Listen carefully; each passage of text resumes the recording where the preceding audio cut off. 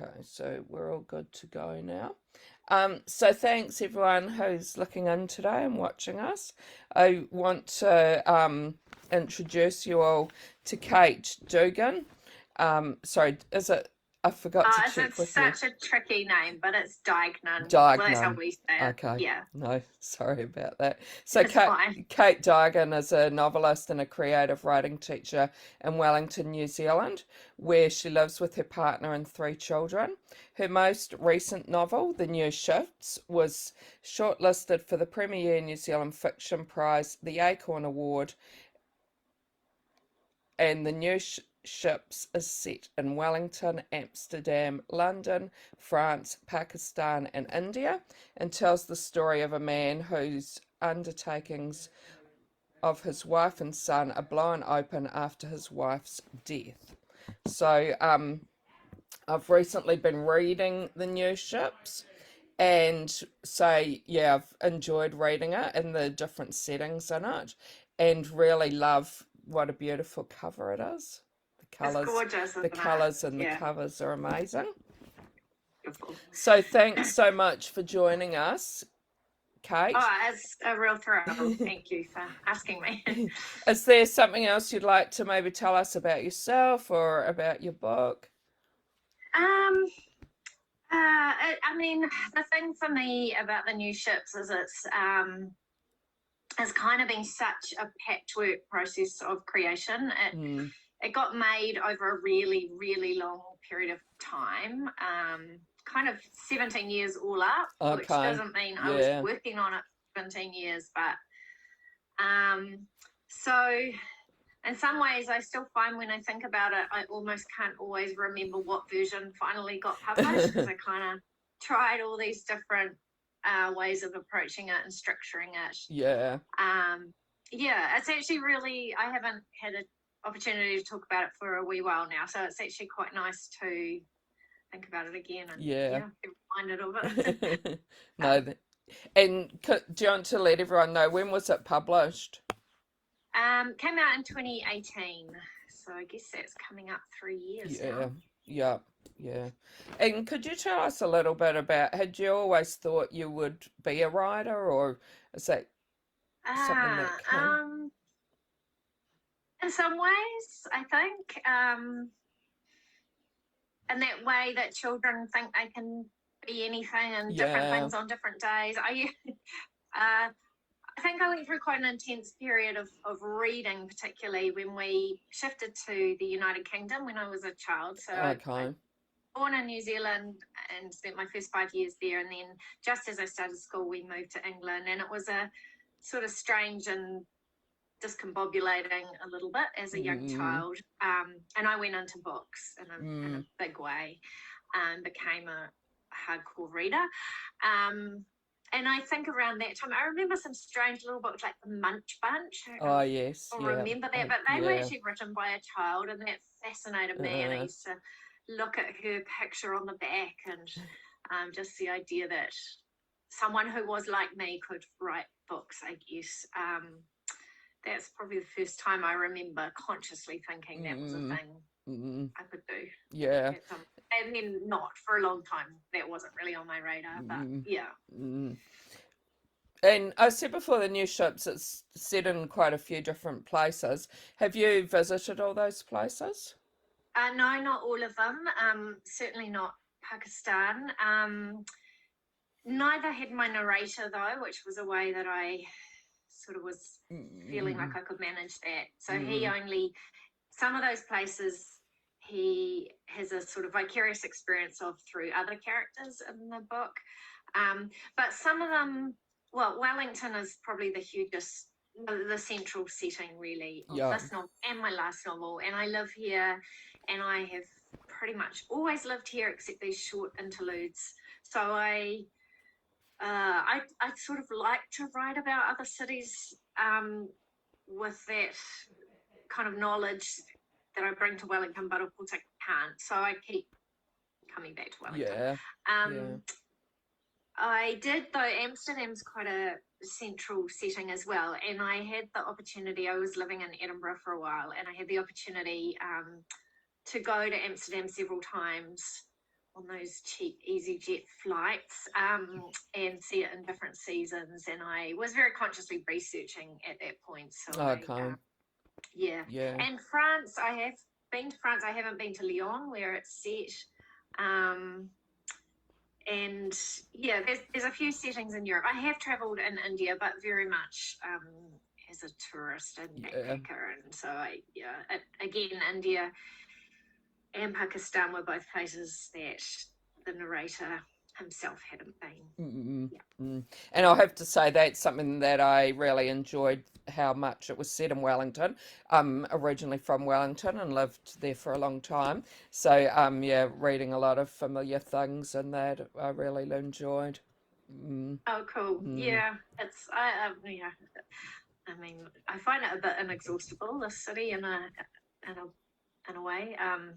Yeah. Yeah.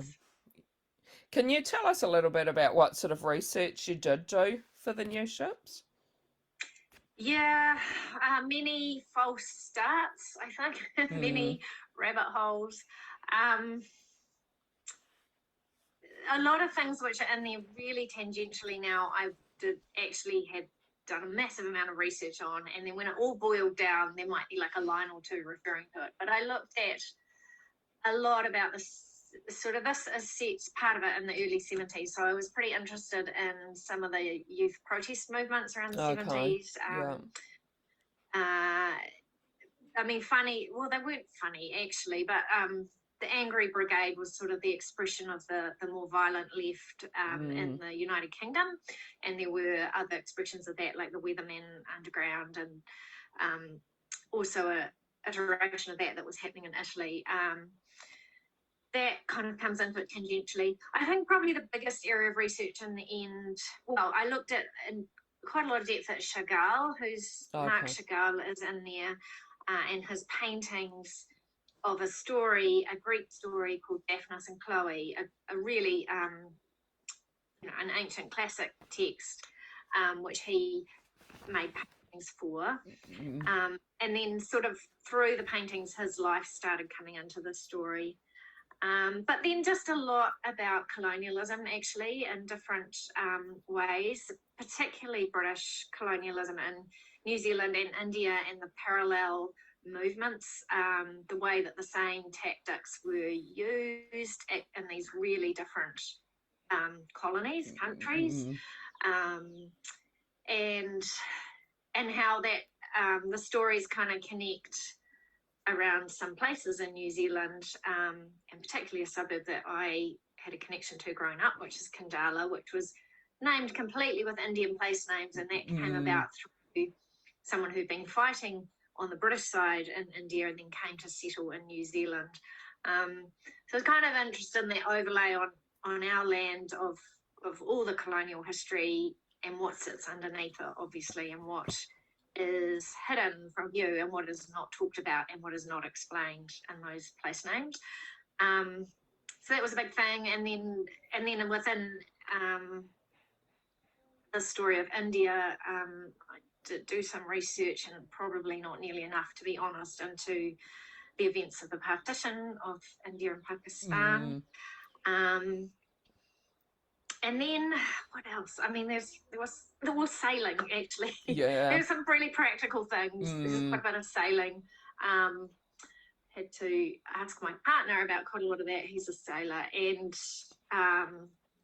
law firms and how they work, and what happens to someone in a law firm who's been seen to be perhaps behaving badly or Mm. not achieving at the standard they need to.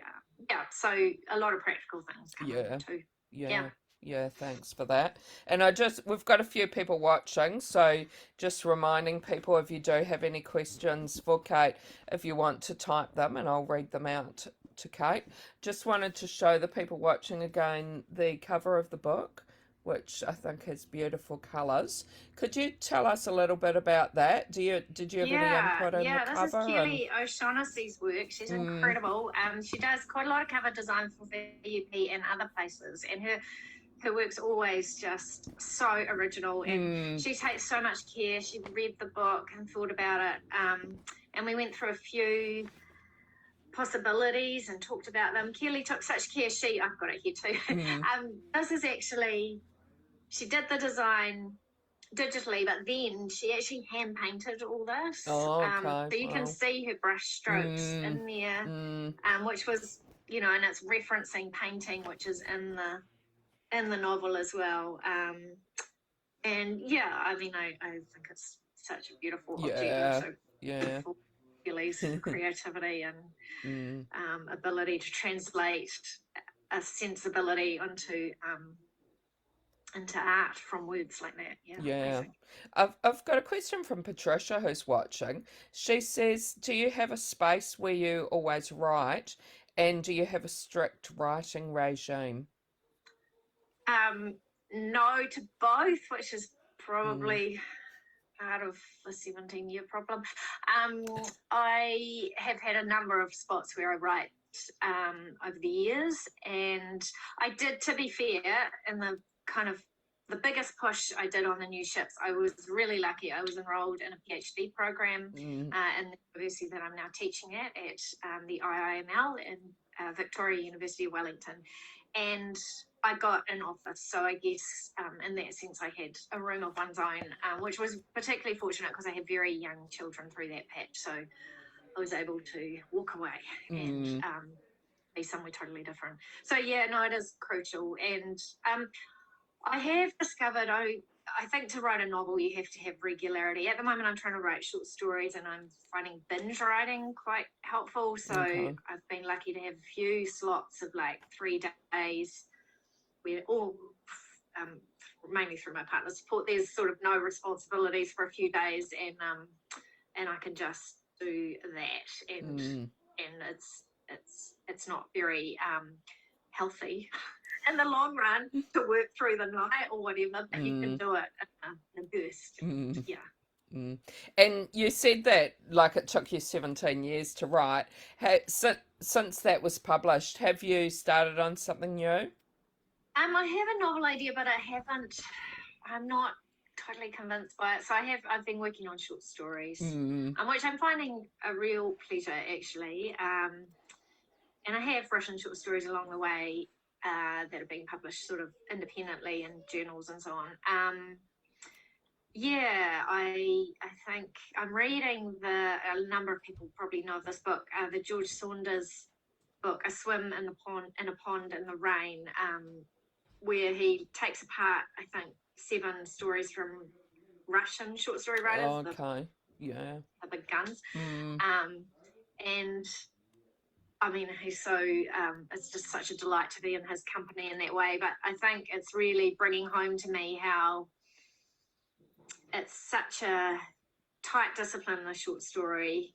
Whereas a novel, you kind of can just meander and enjoy yourself and go off for quite a long time before you have to figure out where it's going to belong, which is very pleasurable, but also a little bit stressful if you're just trying to finish some work. So I'm enjoying finishing things at the moment. Yeah.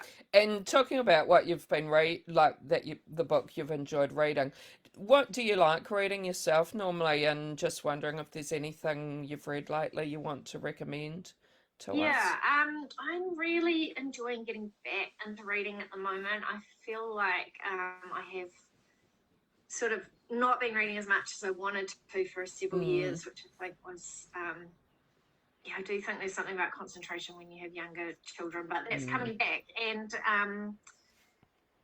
I mean, fiction, consume a lot of that.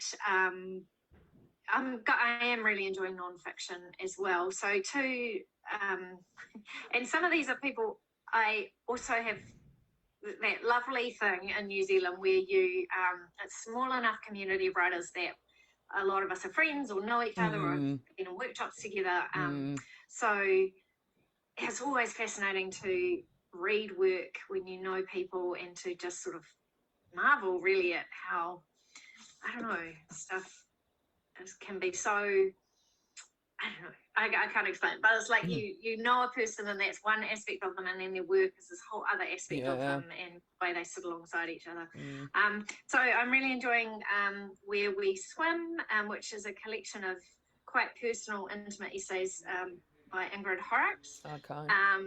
It's not actually that much about swimming. But water, I think, connects it, and the idea of swimming in nature, particularly in rivers and lakes and oceans. And then, of course, the bigger questions of what are we even doing to our environment and how should we be living in it. But it's all beautifully connected to this small world of family and Ingrid and her partner and daughters moving through these different parts of New Zealand and the world. Okay. I haven't read all of this, but Irene Beautre's collection of short stories, Bug Week, That's a it's really very interesting cover. sharp. And have you read it? No, but it's a really interesting cover. Yeah, cool. Yeah. Mm. I wonder if that's somebody else, Philip Kelly. Yeah, quite acerbic and funny and unexpected. Irene's amazing. She can write poetry, she can write fiction, and she is fantastic. So that's a really cool thing. The other book,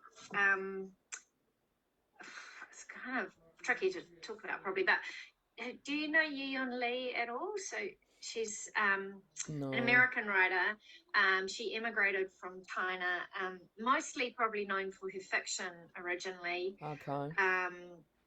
She wrote a novel called The Vagrants, and before that, 2 collections of short stories. I mean, it's a difficult book in that it's written in the wake of her son's suicide. Okay. But so is it a bit of a obviously memoir, or? incredibly, it's an imagined world where she's able to have conversation, or the narrator is able to have conversations with the boy, and it's it is, of course, it's so sad, and I obviously people need to gauge whether that's something they want to read, but it's also really beautiful, and it's very delicately done, and it was a pleasure to read it. Yeah. Thanks for those recommendations. Yeah. Could you tell us whether you find that writing, it energizes or exhausts you? Both. I think the writing short stories lately has been such a pleasure because it has reminded me that I love it and put me back in touch with that part of myself that just gets such a high from it, which I think is quite easy to forget when you're in the middle of a novel, because there's a certain amount of just building the brick wall when you're writing a novel. You just got to kind of get a lot of words on the page and get through stuff. So it's, I think what I find tricky, to be honest, is that it's so all-absorbing that it's very painful to transition in and out of real life. And so sometimes I almost don't want to do it because I know I won't want to stop. Yeah. Tia is asking, what is it about grief that you wanted to explore when you started writing The New Ships? Thank you. That's a good question. I think I definitely had, when I started, and I was in my mid-20s when I was conceiving of the book, I was wanting to explore grief, and no one had died in my life, but I had gone through a breakup that had affected me quite deeply, and I think I was probably channeling some of that into that set of questions about grief at the time when I started it. I was quite affected by Colin Toy-Bean at that time, and he has a book, The Heather Blazing, where a judge has lost his wife and he just sort of goes walking every day. Okay. I think that complete breakup of someone's habitual life and way of operating, that losing a partner, I guess, like this, my character Peter does, just kind of catapults you into this unknown universe where all your bearings, your understandings of the world are up for grabs again. And and I guess as it developed, because I did happen over such a long time, there were people I lost, and sometimes people close to me or close to other members of my family more so. So sort of exploring sort of how that feels or looks or yeah. I'm not sure that that's a very articulate answer, to be honest, but thank you for the question anyway. Could you tell us how hard or easy it was for you to first get published? I have only ever been published in New Zealand by my lovely publisher, Victoria University Press. It wasn't. It was probably a bit easier than perhaps in many other countries in that I had taken a master's in creative writing course, and that had opened up some doors to be published within that university community, I think. Plugging in my computer. But yeah, I mean, I have made my first forays into trying to find an agent or an overseas publisher and haven't yet had any luck. I think that is a real endurance test, and I'm watching lots of my friends go through that in different ways. You know, one friend in particular I can think of who she has been so tenacious and it's really worked. But you've got to just be pretty, you know, it's just a job, and you've just got to send out the letters and do what they say and follow the rules for how they want the applications, the submissions. And just, it's a numbers game partly, I think. I mean, clearly that's not the only thing, but yeah. So I have not been doing that recently, but I know at some point in the future there will be another round of that. Yeah. And could you tell us a little bit about like the characters and events in your book?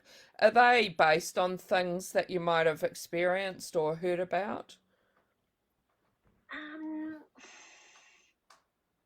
I mean, I think everything seeps in, but the joy of fiction is you can disguise it and not say what's real and what's not.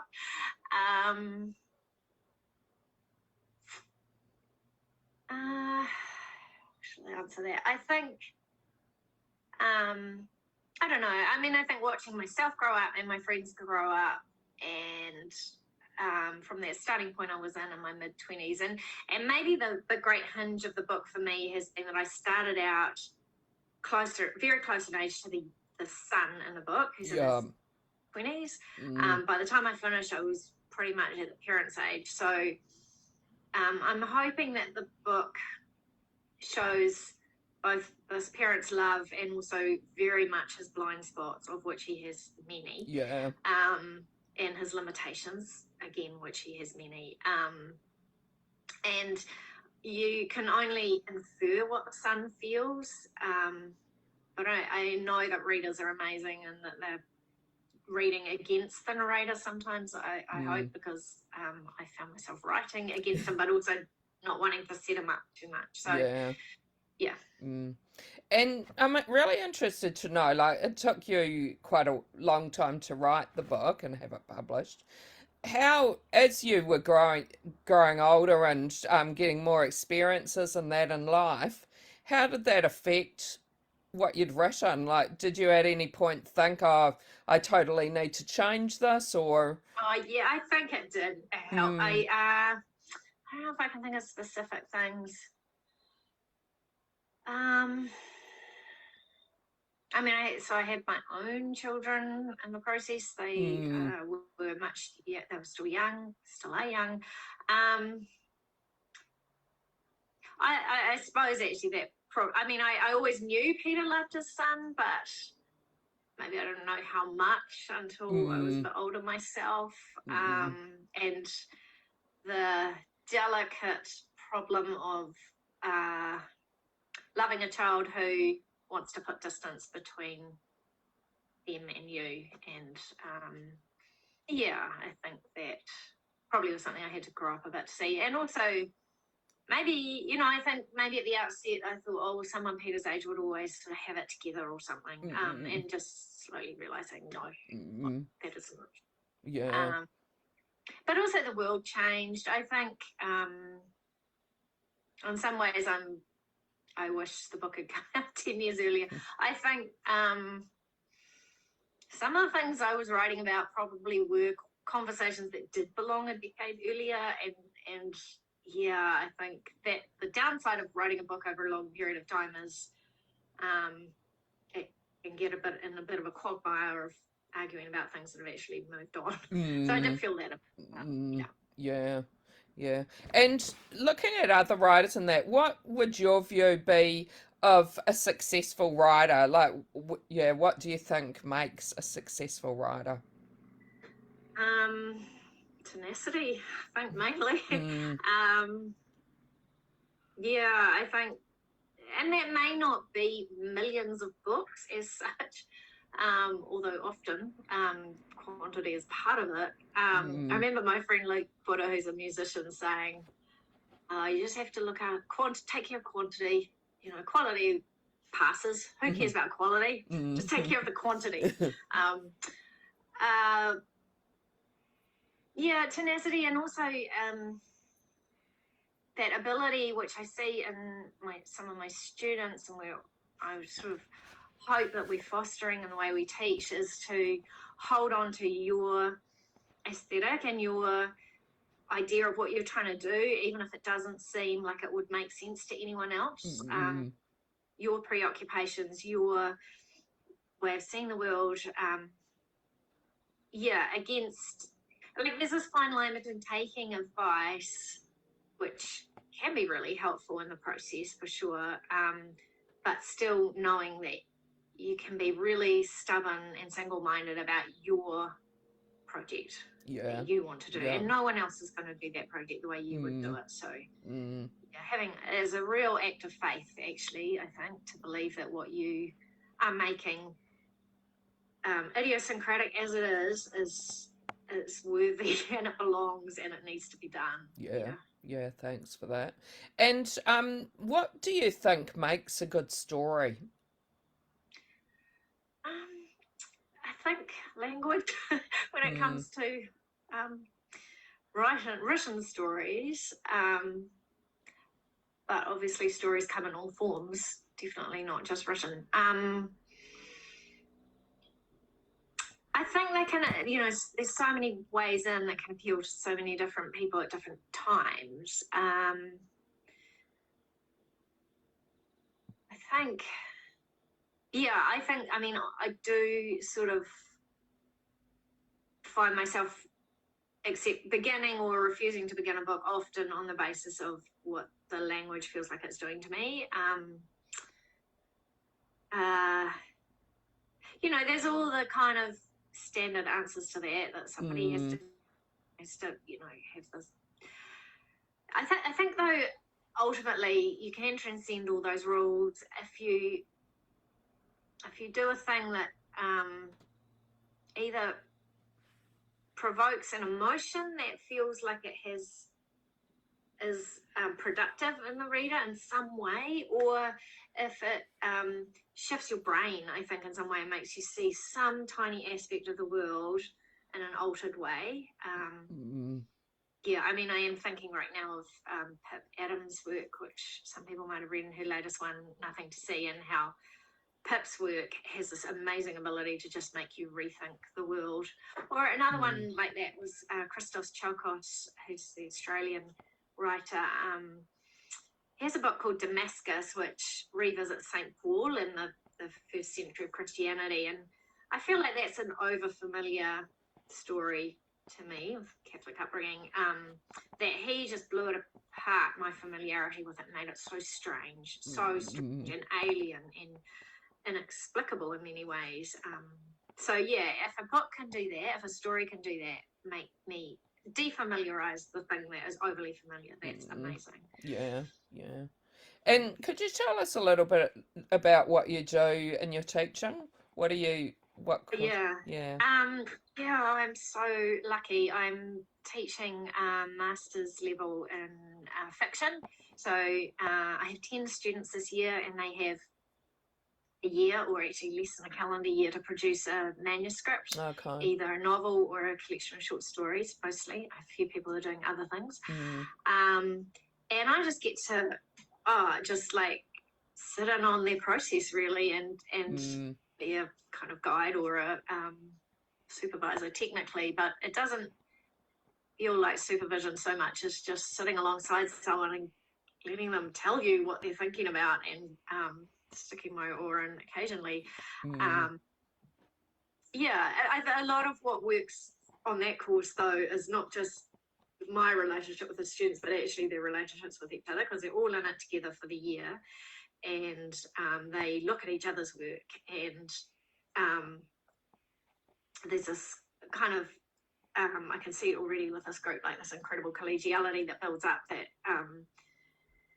just kind of gets everyone to where they need to be by the end of the year. Yeah. So yeah, Yeah, no, that's um, great. yeah, Mm, it's yeah. really amazing actually. Yeah. Yeah. Thanks so much for joining us today. Have you got anywhere that people can follow what's happening with you? I'm on Twitter. At Kate. Oh, I don't. Mm. I might have to post this. I'm on Twitter, and well, I mean, I think you've put up, Jackie, haven't you, the link to the books? As Yeah. you can, I'll Yeah. put those up as well. But you Yeah. can get hard copies easily, and you can get electronic copies as well. Yeah. Yeah, I maybe don't use social media in Mm. all the ways that I- a writer should, but I am occasionally on it. So Yeah, yeah, no, that's all good. Thank you, and thanks again for joining us. It's been great chatting to you, and thanks to the people who joined in and the questions that you asked. There were some good yeah. Thank questions, you. everyone. I have no idea who's watching, but and I've never done a online event before, so Okay, thank you. well, you did a great job. Thank Oh, you. really, Jackie, and for everyone who's out there watching it, thank you. Yeah, thanks, and bye, Cool. everybody. All right. See you. Bye.